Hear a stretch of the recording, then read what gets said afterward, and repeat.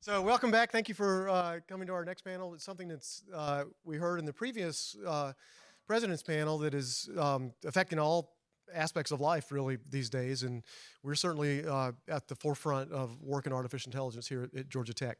So we have a great opportunity now with our panelists to talk about some of the work we're doing and some of the ways we think artificial intelligence is going to impact education. I'll introduce them. First, Ashok Goel is a professor of computer science and human-centered computing in the School of Interactive Computing here at Georgia Tech. His research is cognitive systems at the intersection of artificial intelligence and cognitive science. He directs the school's design and intelligence laboratory. He's the chief scientist for us at C21U. He's a fellow with the Brooks Briers Institute for Sustainable Systems, adjunct faculty in the School of Computational Science and Engineering, and adjunct faculty in the School of Mechanical Engineering. Much of his research into cognitive systems over 35 years has focused on conceptual design of technical systems, especially biologically inspired design. Welcome, Ashok. Chaohua Ou works as project manager at the AI-ALOE Institute, and we'll explain more what that is in a minute. And she's responsible for its daily operations and administration. Her research interests include learning design, multimedia learning, online learning, and open educational resources. Chaohua's projects have been supported by Affordable Learning Georgia, the Provost Funds for Excellent and Graduate Education at Georgia Tech, and the Georgia Tech Fund for Innovation in Research and Education. Welcome, Chaohua. Ruth Kanfer is Professor of Work and Organizational Psychology and Director of the Work Science Center here at Georgia Tech. She studies adult learning, motivation, and development related to workers and their careers. Her work focuses on motivation and engagement in the context of adult skill learning and reskilling, job search and employment, job and workplace redesign, teams, and the future of work. Thanks, Ruth. Welcome. And Michael Hoffmann is Professor for Philosophy. For philosophy or of philosophy? That's what I'm always wondering about. Professor for Philosophy in the School of Public Policy at Georgia Tech. He's the director of the Reflect Lab and co-director of EthicX, the Ethics, Technology, and Human Interaction Center. His current research focuses on the development of the Reflect platform. Maybe you can tell us what that is for that. So, what I thought we'd do is have some general observations from the panel here, then I've got some questions, and just like the President's panel, we'll go with the end. To start with, Ashok, can you tell us what is artificial intelligence? We use that term all the time, but what is it and where are we with it now in broad sense? Yeah, thank you, Steve.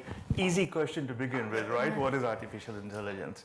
So there are many, many ways in which people think of artificial intelligence. The way I like to think about AI is that AI is computing artifacts doing things that if humans were to do it, we would call it intelligent. So in one way, we are mimicking what humans do, and perhaps in some cases, surpassing what humans do in isolated cases. Research on AI in education began in the 1970s, just at the dawn of the personal computer. And at that time, the focus really was on personalization. So Bloom's notion of personalization, every student should have a tutor, were very common at that particular time. So the idea was every student should have a cognitive tutor for him or her. So that was the first wave of AI research on education. And by 1990s, that has bloomed into not just sort of cognitive tutors for very well-defined problems, but also sort of interactive learning environments for more open-ended problems. So the second wave of AI research in AI began in 1990s, about the time the internet came about.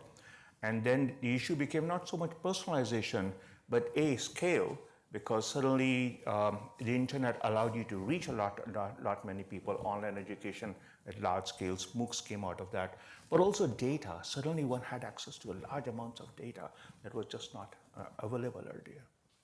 So 70s, 1990s, where are we now in 2022? Seems to me, and I think this seems to the field in AI education as a whole, that we have sort of moved past beyond the notion of just personalization or scale. Now we are what I think President Angel Cabrera was talking about, enterprise level AI. So if we think of education as an enterprise, our learners, our students engage in a very large number of activities. They take notes, they memorize, they read books, they watch videos, they take exams, they solve quizzes, they work on group exercises. We as teachers engage in a large number of activities, not just one activity. Then our administrative staff engages in a lot of activities like admissions and financial aid, counseling and career placement. And so there are a large number of activities, not just one or two. These are sort of enterprise level activities, and AI is now in all of them. So it's no longer a question of this versus that. AI is now acting as a cognitive assistant, as a learning assistant in all of these activities. So if AI is acting as an assistant in all of these activities, so what are the one or two really important things? So I'm going to go on a bit of a limb here and make projections about what I think are going to be important. So I think two things are going to be really important.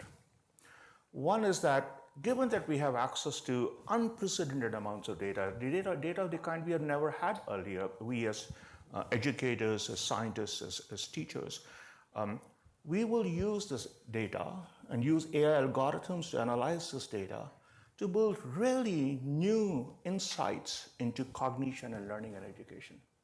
So there's a lot we know about cognition and learning and education. There's a lot we don't know. So for example, we don't know how cognitive differences arise as people age. So we know a little bit about it, but not much about it. But now that we have so much data, we'll use this machine learning and AI algorithms to come up with novel insights into cognition, learning, and education, which is critical because the more we understand about how people learn, the better we can help them learn. Okay? And the second thing is, and this is something that people in education and learning, including at Georgia Tech, you and I have dreamed for a long time, but we have never realized it. As teachers, we always want this sort of feedback loops. So I'm teaching, I look at the expressions on facial expressions of my students, and based on that, I can change the way I teach. I can increase the pace, reduce the pace. I can explain a concept again. I can encourage students to talk to each other. So there is this notion of feedback loop between a teacher and a learner. And that sometimes happens in small classrooms. It doesn't happen in large classrooms because there is just not enough bandwidth. But now I think what AI is going to do over the next 5-10 years is it is going to build new technology infrastructures that will allow these feedback loops to occur between teachers and learners and AI assistants. And so I think those are the sort of two big things that are likely to happen where AI is going to have enormous impact on education over the next 5-10 years.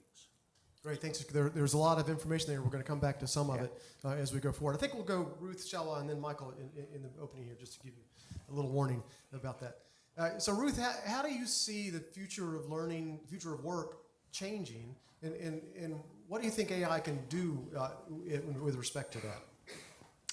Well, the future of work is actually here, and it's already beginning. And a lot of economists have argued that between digitization and automation, more than 50% of the jobs that we currently have are going to be changed. Some will be made obsolete, but the largest part will be that they will be modified, and they will require new knowledge and new skills to perform them. So the demand for new learning among prime age working adults from 24 to 65 plus is going to be very high. They cannot, and so they must learn. But two things happen. One, they can't stop their lives to go back to school. Most of them can't afford to and don't want to. Most of them have memories, correctly or incorrectly, of school as something that was done to them. And as adults, as working adults, they want learning to be something done by them. And so there's certain things in adult learning, there's a lot we don't know, and we have the potential for learning more about because of, as Ashok was saying, because of new technologies and AI, for understanding age-related changes and how we can address those. But they what we do know is that time is a really critical factor in adult learning and in reskilling or upskilling. And by time, it's time, altogether time, not just the time that they spend involved in learning, but the feedback, the time it takes to get that feedback, the time it takes to get formative feedback. The second thing is, so if we have new technologies that allow that feedback to come more quickly and allow teachers to know where people are and keep track of them, that can reduce the amount of time spent learning. The second thing is adults are really all different. They have different knowledge and backgrounds. They have differences in what they know. They have differences in how they learn. And they have these age-related differences in cognition and neuroscience and based and perception and so on, and motives. And we need to be able to deal with that diversity. And we need to be able to deal with that diversity in a larger way. We can't do it one-on-one. So most of, up until about, I would say 20 years ago, most companies said, our employees learn on the job. They learn from other people. They learn from their coworkers, or you've got to train the teacher. They do in healthcare, you train the trainer kind of philosophy. But that's a problem in many industries because the kinds of skills they need, for some people, they don't have the foundation to even develop those kinds of skills. And for other people, they don't even know what the skills are going to be yet. So that doesn't work. And companies actually that I've interacted with are relatively eager to have educational institutions help them in this reskilling, upskilling effort for adult learners. But both they and the employees who do that want it to be purpose-driven. They don't want to learn all the great books. They want to learn what is important for their careers and what skills are necessary for maintaining their position. And not necessarily firm-specific skills, but skills that are important career-wise and identity-wise. And I think they are actually looking to educational systems to help them with this problem. So adult learning is different than K-16 learning, I would argue, in many different ways. That's what, those are just some of them. And the opportunity for educational institutions, both private and public, to provide training is both, I think, more than welcome, and also an incredible resource that has the infrastructure for doing that and can provide the innovation in terms of developing new technologies that allow for addressing the critical problem, which is how can we do it fast? How can we do it at scale, right? And how can we do it so that we engage employees or adults in a process that they will be doing lifelong? All right, thank you. We're going to come back to some of that as well. So, Chaohua, the initiative that brings us all together is this ALOE AI Institute, National AI Institute. What is that? Tell us about that and what it does or what its goals are. Sure. I think I have been telling many people about who we are and what we do at the National AI Institute for Adult Learning and Online Education, or AI-ALOE for short. So our institute is funded and supported by the National Science Foundation with a 5-year project for $20 million. So the National Science Foundation has funded a total of 18 AI institutes across the country during the past 2 years. So our institute is one of the 3 institutes focused on education and AI technologies. And by the way, there are altogether 3 AI institutes here at Georgia Tech.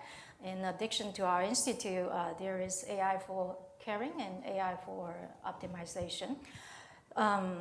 The goal of we were officially launched in November the 1st last year. It's been 7 months. So the goal of our institute is to, as Ashok and Ruth mentioned, our goal is to leverage AI technologies to enhance adult learning and online education in effectiveness, efficiency, access, scale, and personalization.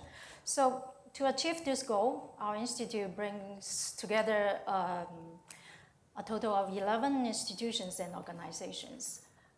We are headquartered here at Georgia Tech, and there are a total of 25 researchers in our institute, and 10 of them are from Georgia Tech, and you are seeing 5 of us here, right here today. So we partner with 2 schools here in Georgia, so Georgia State University and the Technical College System of Georgia.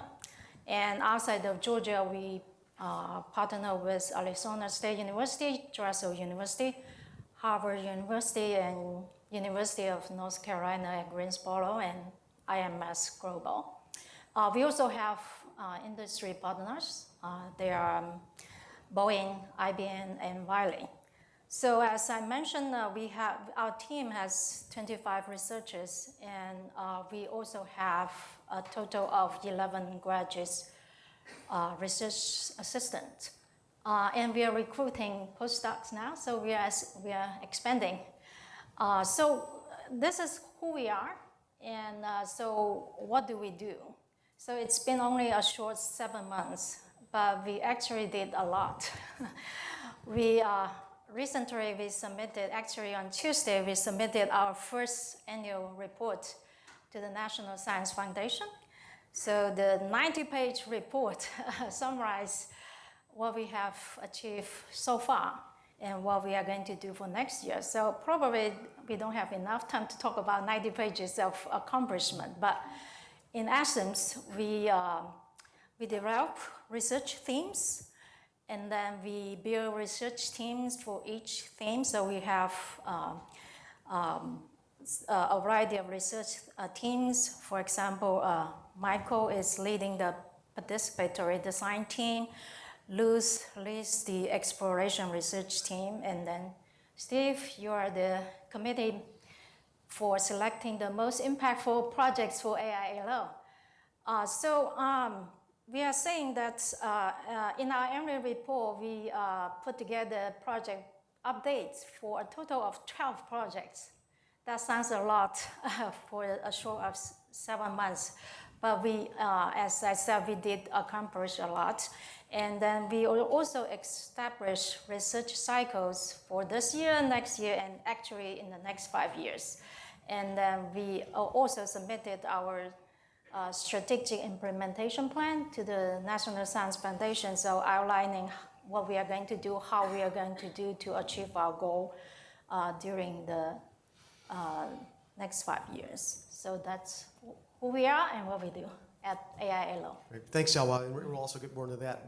But Michael, the last time I was on a project that had a resident ethicist was never. Why is ethics such an important part of this research, and what do you do as an ethicist? Yeah, thank you very much for the question. I mean, you know, if you think about ALOE, we are deploying the technology that is developed in the Institute right now. The first semester was already an experience of deployment, and we had about 100 students. But the entire Institute will hopefully live for 5 years, and the goal at the end is that there will be between 2 and 5 million students who are served by the technology that's developed in ALOE. Now, this will create a huge amount of change in many different areas. It's the experience of the student, it's the experience of the instructor, it's the entire system that will change.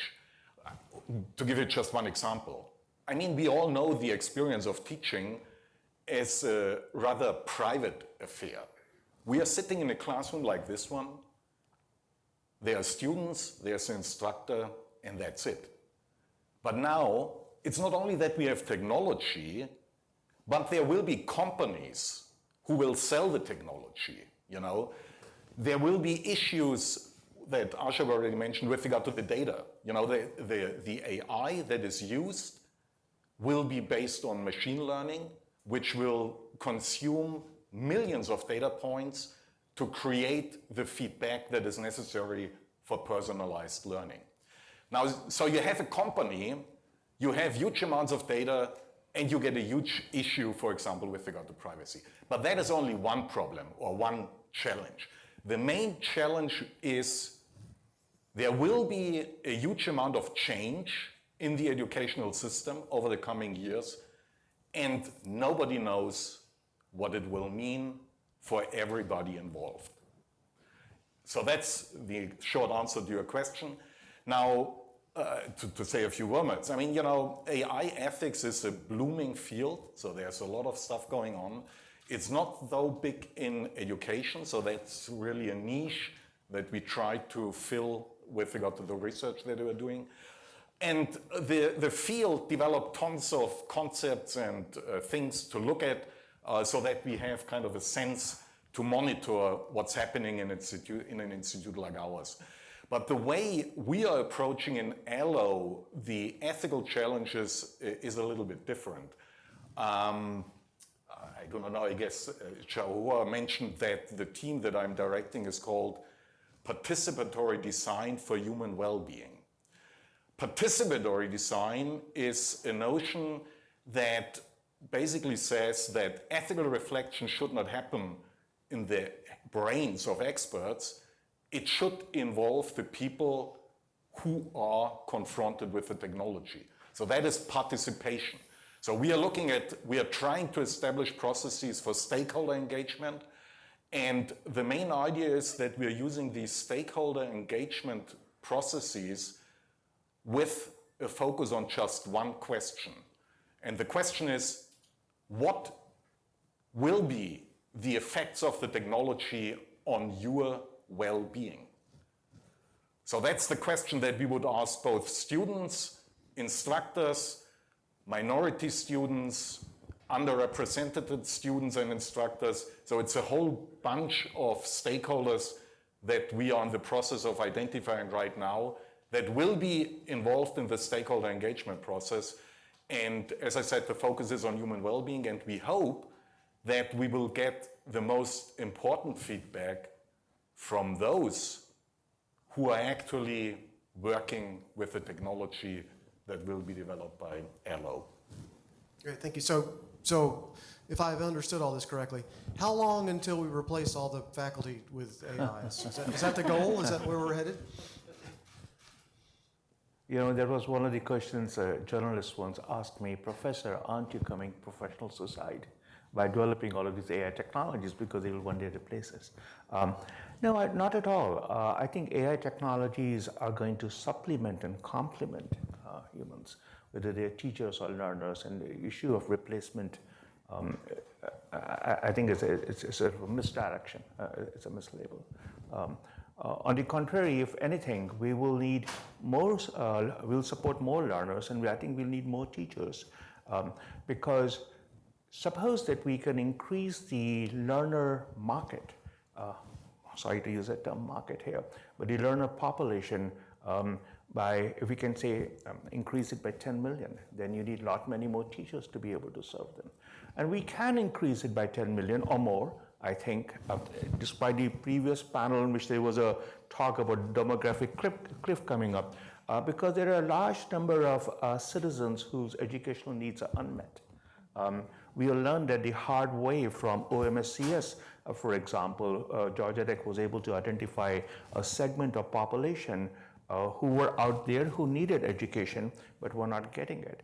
In a similar way, our hypothesis is that there are a very large number of citizens, 24 to 64 years old or maybe even older, who have needs, but they have families, they have work, they have homes. Like Ruth was saying, they cannot move.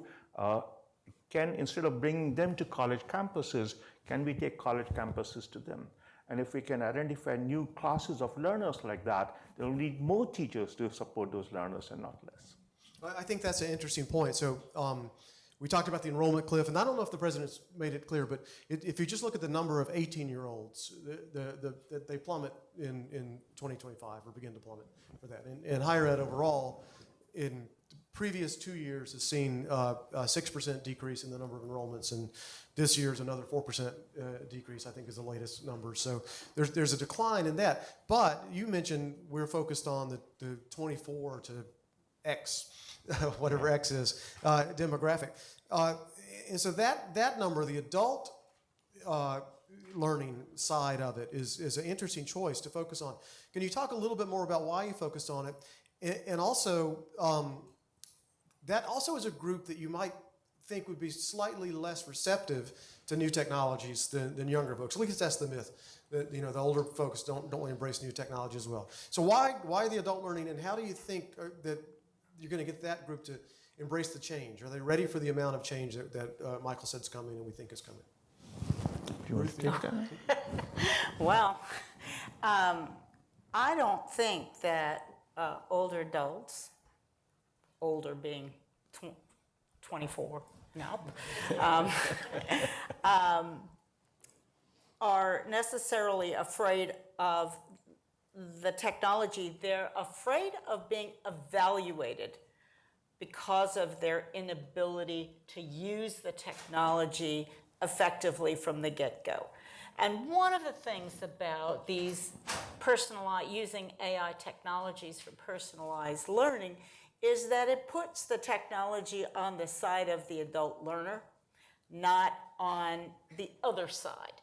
So it's something that, for example, can be used for formative feedback and can be used to facilitate learning rather than to be evaluated about your inability to use it. And I think that's really important. It's an important kind of introduction to build that, to get rid of that resistance. And we've seen that, and I need to mention that part of the ALOE project is working with companies, developing, using these AI technologies to build and upskill engineers and so on in other STEM fields. And they don't show any unhappiness with using the technologies or agents that are currently in place. It's that sense of being evaluated by your supervisor that's the problem. Interesting. The other thing that you've all sort of mentioned is the scalability of it.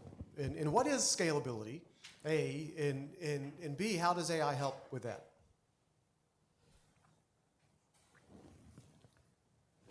I'm no longer reading the questions that we had talked about earlier. I can start it and just jump in to my rest of my colleagues here. So the first part of your question, what do we mean by scale and why is it important? And then second part, what has AI got to do with it? So in the College of Computing where I'm a professor, there is a heuristic that some of our chairs have usually used, and which is that each teacher has to touch 100 students each year. So whether it's through graduate education or undergraduate education, I must come in contact with 100 students at Georgia Tech every year. That's a good heuristic to have. But if you think about each teacher touching just 100 students, and you think of the large number of students who are there, you need a very large number of teachers, and professors are a little costly. If we want to make education affordable, and accessible to everyone, which is of course part of our goal as educators, then we need to amplify the voice and reach of teachers. But how do you amplify the voice and reach of teachers? So I'm not touching 100 students every year, maybe I'm touching 1,000, or maybe I'm touching more than that. And that's where scale comes in. So of course this is from the teacher's perspective here, is scale. One can also take from a learner's perspective. From a learner's perspective, a learner has access to a small number of teachers and a small number of courses. But can a learner have access to a lot many more material, many more options? So that's scale from the other side. Now what has AI got to do with it? So the one big change that is occurring right now that perhaps is unprecedented is that the amount of data that is available is just enormous. That has never been available in human history insofar as I know in education, for example. Usually when I teach a class, In an in-person class, there might be 25, 50, 100 students there. But what I know about their learning process is very limited. But now in online education, every click they make, every exam they take, every video that they watch, every book that they read, data is available on all of that. Now we have access to all of that data, but the question is, what do we do with it? And that's where AI comes in. So the benefit of AI is using a technology that can exploit the huge amounts of data on learning and learners that's available so that we can target that learning to specific individuals in the manner that best suits him or her. And that's where AI has so much potential. Well, what are the risks of all that data, though? There's got to be some drawbacks there. So can you talk about that a little bit? Michael, you want? There are huge risks.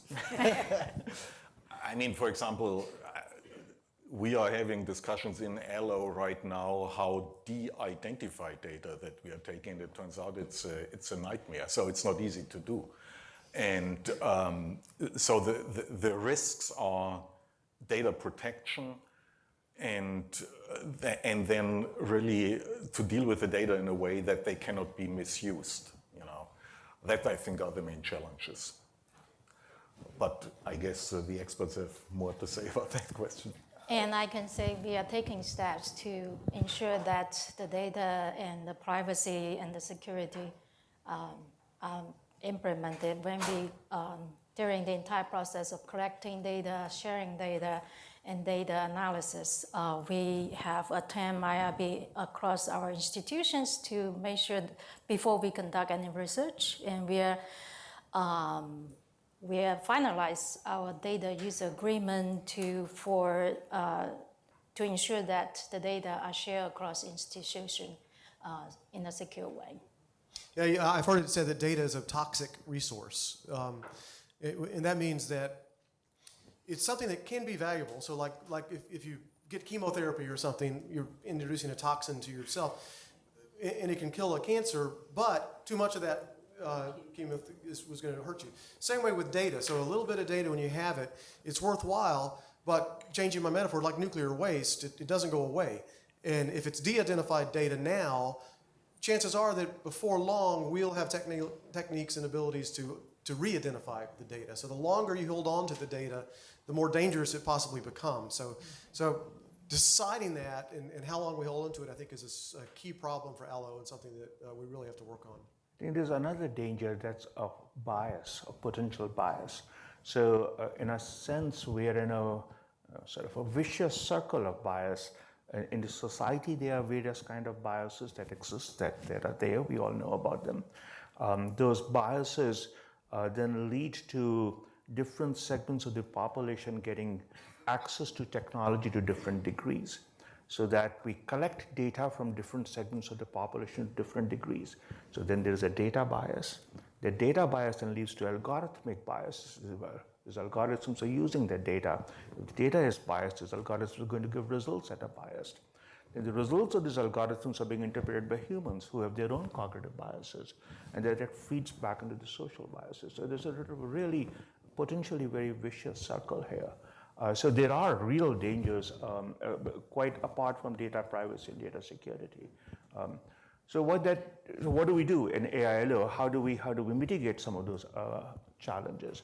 So the important thing is that to remember that I think what we're trying to do is to be safeguarding all of these points. There isn't much that we can do at AI-ALOE, but the social biases, they exist.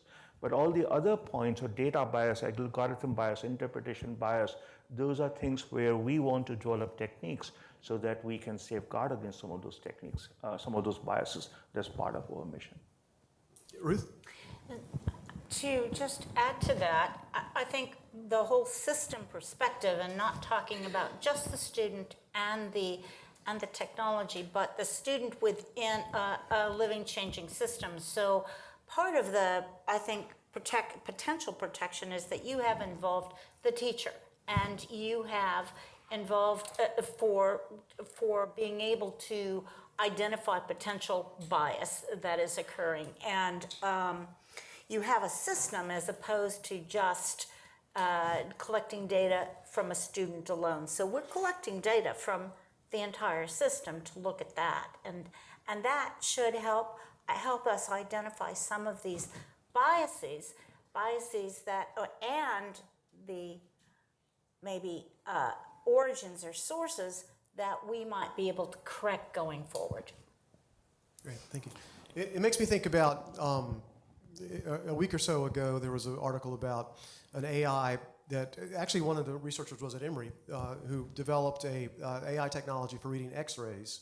And the AI was able to identify race based on the X-ray, which is something humans can't do. And they can't explain why the AI can do that. So how do we deal with the unknowns? Because I think there's still a lot of unknown about AI. Are we playing with fire in a sense? How do we address what we do not know? There's no simple solution, but I think in some way research, in the way we conduct research in AI also has to change. So I speak as an AI researcher here, but if AI is said to have been born in 1956, that's when the name was coined. So it's been about 65, 67 years. And the focus of AI always has been on optimizing the AI algorithm. How do you make the AI algorithm slightly better, more efficient, more effective? And I think we want to change our mindset. Instead of optimizing AI, we need to start thinking about how to optimize humans. And there's a huge fundamental shift. So the goal of AI cannot anymore, going forward, be how do I write an algorithm that works slightly better? The goal has to become how do I write an algorithm that helps some human learn somewhat better? And that once you start making that mindset change, then I think it's not that provides any guarantee of that we'll be able to safeguard against all the unknowns, but that it begins to provide at least a basis on which, as those unknowns become known, we can start addressing them. But first, we have to have that mindset change. With regard to the unknowns, the only thing that you can do is you have to monitor what you are doing, right? And be aware of the danger of unknowns and the need to react to them quickly, right? And the question, however, is whether we really have the infrastructure of doing so. I think ALOE is really unique in its interdisciplinarity. It's really a combination of technology development, of educational research, of practitioners who are doing it, and ethical reflection. So but these kind of infrastructures need to be developed so that we really can react to things that are popping up. What you just said, Ashok, you're right. So it's not only technology development, it will be the development of human beings. Mm-hmm. And there, you could say, there will be a co-evolution. There will be an evolution of technology, an evolution of the learner, and an evolution of the entire system. And what that means is completely unpredictable, For example, we talked about data. One other issue is who is owning the data, that's big. And another one would be, let's say you deploy artificial intelligence and you get a society which is much more critical with regard to data protection. Now, assume a classroom where you have 20% of students who simply reject the idea of learning with AI. We are all kind of envisioning that the technology that we are developing will be beneficial for the entire educational system. But it might contribute to another form of polarization, that you get really animosity with regard to technology and the divide between people who are technology friendly and those who are simply saying, I do not want to have anything to do with it. This is something that's no longer an unknown since I talked about it, but things like that will happen. And it's not clear how to react to that. So it's true that learning is a social activity.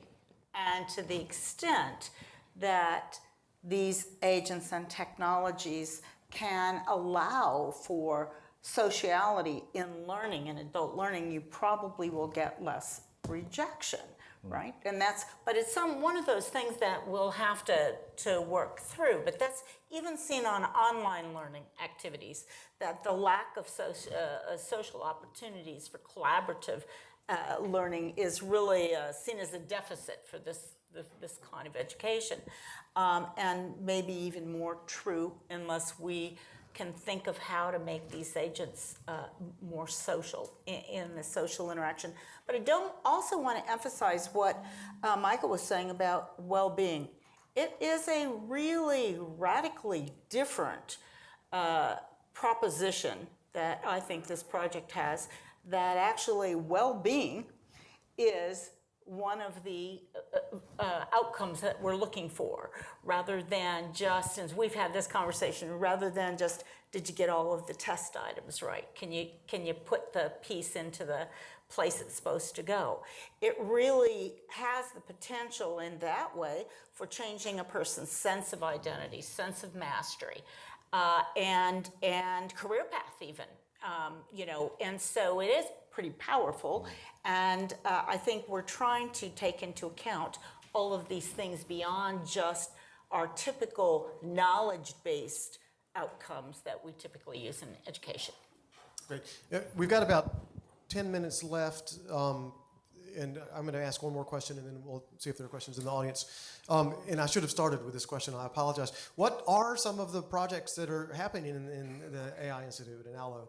I know there's a lot of activity going on. So Ruth mentioned activities and agents. What are some of those things?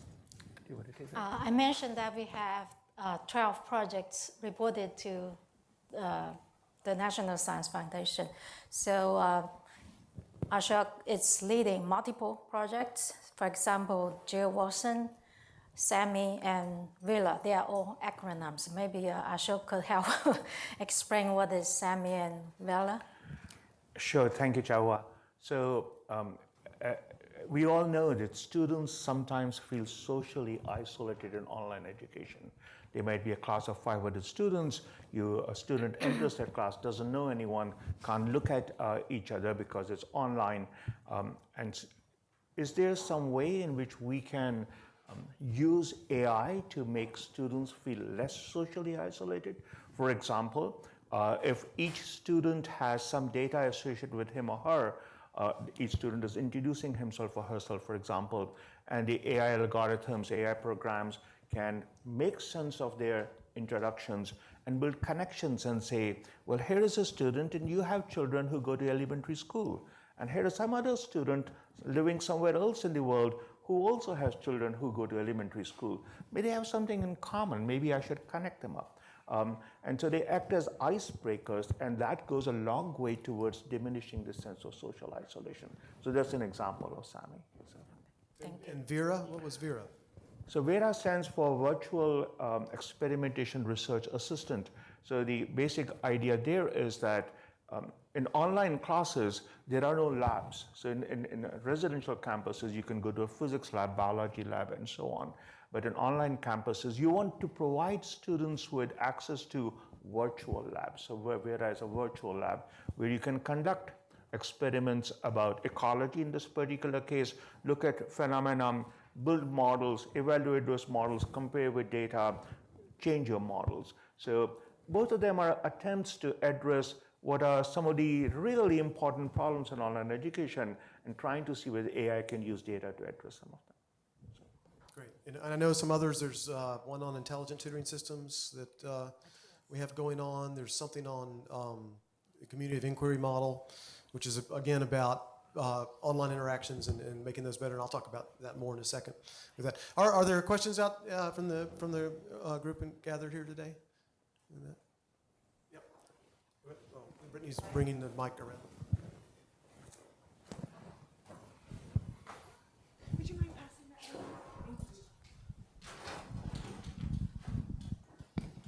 Thank you. Hi, I'm Kate Williams in the Center for Teaching and Learning.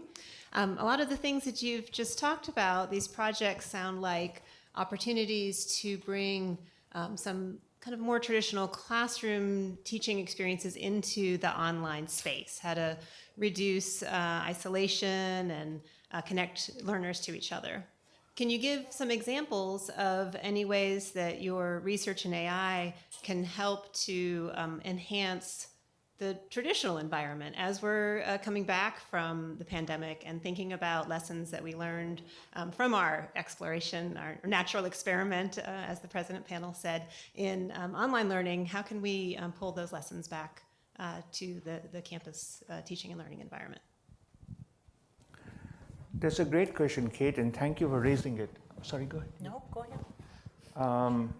So you're right in that while we want our target population are 24-year-old and higher adults in online classes, we want these technologies also to be useful to the more traditional student in-person classes.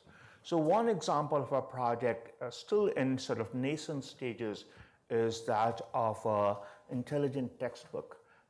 So when I was an undergraduate student, my major was in physics, and all physics books in our undergraduate classes were called sleeping pills. You know, anytime you want to sleep, you open your textbook and you immediately fall asleep. Textbooks are not necessarily the most engaging educational materials that are there. But imagine a new generation of textbooks which were conversational. So you're driving a car and you put the textbook on, and now you can ask textbook questions and the book can give you answers. So it's a very, very different kind of learning experience. And that's equally valid for a traditional student as it is, let's say, for an online student. So that's an example of a technology which serves dual purposes. And I would also like to add, we deployed 2 technologies at the Technical College System of Georgia, 6 classes in total, but not all of them are online classes. However, at Georgia Tech, we are deploying technologies in online classes now. The 2 technologies we implemented at TCSG, one of them is giving students personalized feedback on their writing assignment. We know how time-consuming it is to grade writing assignments. So the technology is called SMART. So basically, it provides students personalized feedback on their writing. And then the math tutor. So not necessarily a face-to-face class, but like a blended class. They have face-to-face meetings, and then they do reading and assignments, and then homework online. So that's what usually happens in our traditional classrooms as well. So the math tutor will help students to learn on their own when they study the module online. I think there's another technology that is in use at Georgia Tech, which is useful, I think, for the instructors, which is, I'm blocking on the name, you know, the one that you ask questions to, not Sammy, but The Jill Watson? thank you, Jill Watson. How could I forget that? And that for instructors might be very useful because the load gets pretty heavy, and that's been used very effectively in the OMSCS groups. And it's a technology that could be actually, and they're talking about expanding that even further. Right now, it answers pretty specific questions. But you know, in adult learning, people need to keep track of where they are. They are very active. People who are actively engaged, often in complex problem solving, lose track of where they are. And something like a technology that helps them keep track and get the big picture and get back and then dive back down could be very useful to them, where right now it has to be done really. Oftentimes there's pause and you wait for an instructor or someone to help you or other people. So it allows learning to go faster. Yeah, great, thank you. Is there a question in the front here, Brittany, I think?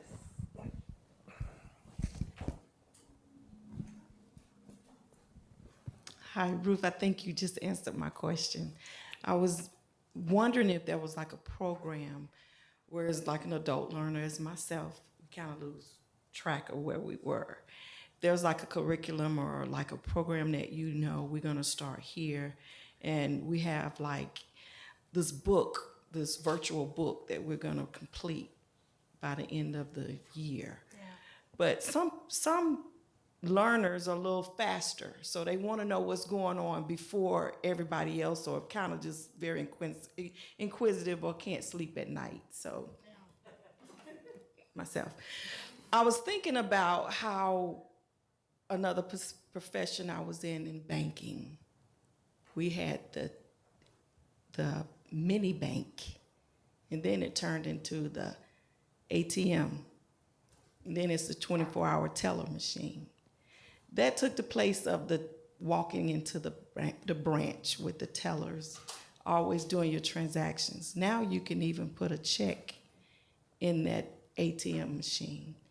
I'm trying to think of ways that artificial intelligence will be evolving in that way from where we started with the person doing their banking inside the branch.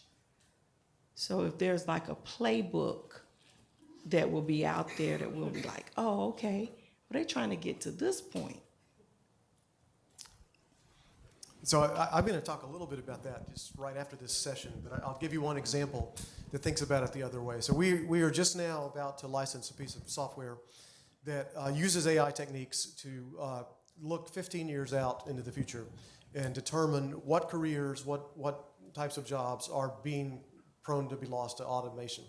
And so that's useful to know that, you know, if you're in a career that's going to be automated, maybe you get some insight on that. But then it goes beyond that, and it looks at careers that people have now and maps the skills from one of those careers to a promising new career that's out there. And we've got another project I'll talk about as well that goes that way. So for example, let's say you're an accountant, and accounting is largely been automated for that. This is able to go out and look at that and say, well, you know what? If you're an accountant, you've got probably 80% of the skills you need already for cybersecurity. And then one of the things we're trying to do is help the learners map that, say, we'll help you get that last 20% and get you into this new domain. So it's a slight twist on, I think, where ALOE is going, but we have another project that Ashok has worked on called SkillSync that I'll talk about later that does a similar sort of thing. Any comments from you guys about that? Go ahead. I think we can think in terms of specific goals and specific technologies that achieve those goals. But there are so many potential goals and so many potential technologies. If we sort of broaden the discussion slightly, if I might for a minute, then we want to think not only in terms of specific technologies achieving specific goals, but all of the suite of technologies working in conjunction with each other.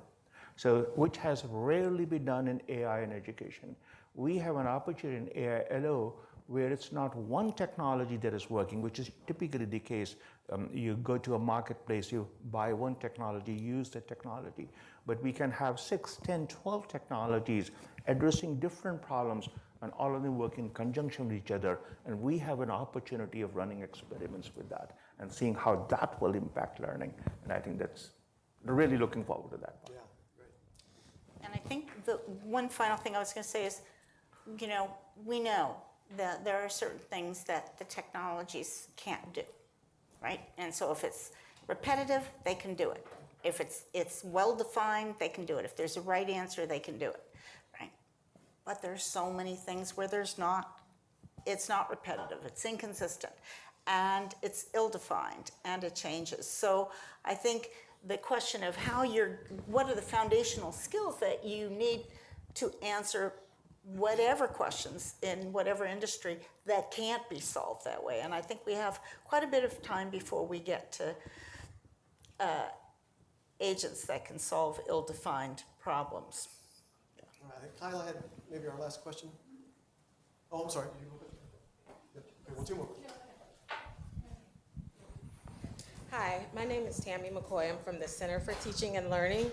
And my question kind of stems from this idea of, or at least your goal of wanting to know about, the effect of this technology on your well-being. I really like asking the user that question. And also when you talked about that bias cycle that happens. So my question really stems from me being a Black person and this idea of throughout my career, academic career, all of that as well, I've had to do a lot of code switching. And so, and if anyone doesn't know, and most of my Black peers in here, I'm sure they understand, or other people of color, that is having to, I speak one way to this crowd, one way, to communicate to the other crowd. And I'm wondering, is this something that you all think about when you're designing these AI technologies, as far as, we're now talking about taking this to the more underserved learners. They're in potentially physically isolating situations, so it's just them and the AI engaging with each other.